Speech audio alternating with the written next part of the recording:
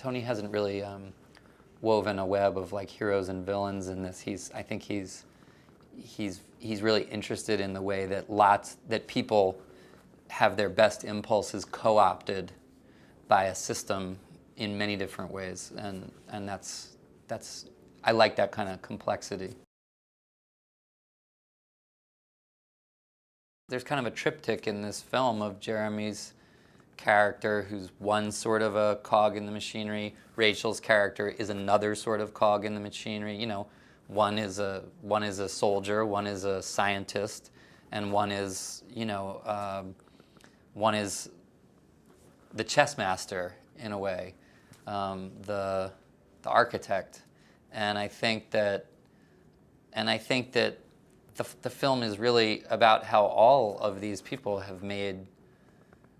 They've all made a trade in some sense. They've made a Faustian deal to get to do what they do well. They all believe they're contributing to a greater good.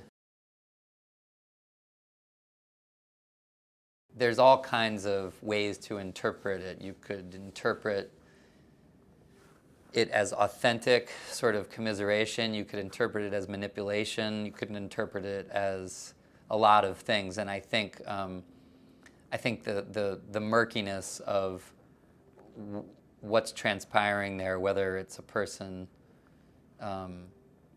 who's sincerely trying to help someone else, or whether it's a person who's trying to make sure that this person does what he needs him to do, is I think that's what is cool about the way Tony writes. Is he's not delivering you an answer. He's kind of making you, hopefully, I think, dwell on what,